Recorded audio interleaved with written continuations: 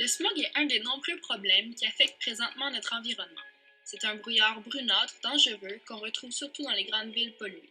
Le smog est constitué d'ozone, de particules, de monoxyde de carbone, d'oxyde d'azote et de composés organiques volatiles.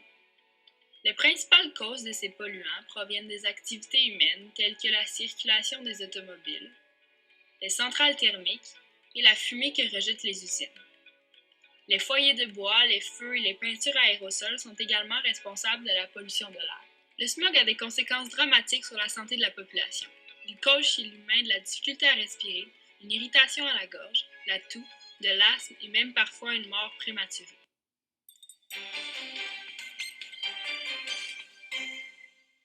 Plusieurs régions du Québec sont aux prises avec un important épisode de smog. Bador Zabian pour nous en parler. Bonjour Bador. On peut trouver beaucoup d'informations d'ailleurs sur le web. Oui, je suis allé voir sur le site internet de la ville de Montréal. Donc, il va y avoir du smog à Montréal. Et pour vous donner une petite idée, en fait, c'est une carte de Montréal. Et sur le site de la ville de Montréal, on nous dit que la moyenne de l'indice de qualité de l'air est de 122, ce qui est assez élevé. Normalement, à partir de 51, on estime que la qualité de l'air est mauvaise. Et pour vous donner une idée, ici, par exemple, c'est le quartier, c'est un peu le secteur de Parc Extension, la station de mesure du secteur de Parc Extension qui indique la plus mauvaise qualité de l'air. C'est de 124 et vous pouvez le voir sur nos images. En fait, il y a une espèce de léger brouillard. On voit qu'il y a du smog à Montréal et c'est dû notamment à l'ozone. Il y a beaucoup de particules d'ozone en suspension dans l'air et c'est aussi dû aux feux de forêt qui sévissent dans plusieurs régions du nord du Québec et ça va continuer ça, Simon.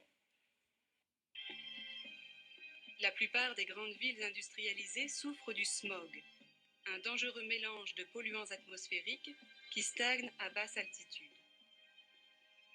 Lorsque les polluants sont emportés par les vents, la plus grande partie retombe sous forme de dépôts secs à proximité de la source.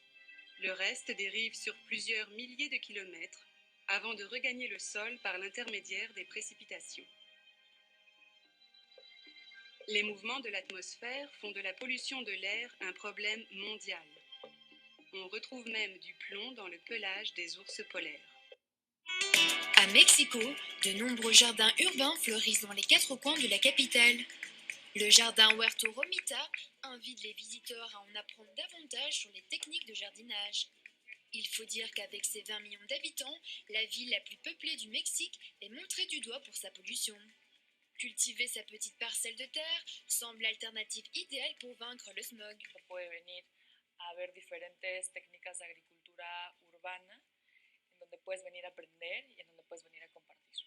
L'objectif principal d'Huerto Romita, expandre le projet dans toutes les villes du pays.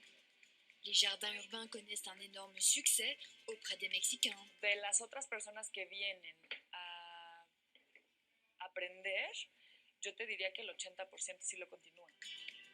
Au cours des 20 dernières années, Mexico a perdu 80% de ses espaces verts. Déterminé à reconstruire ses îlots de verdure, l'État mexicain semble vouloir investir dans l'écologie et encourage ses citoyens à la consommation de produits sains.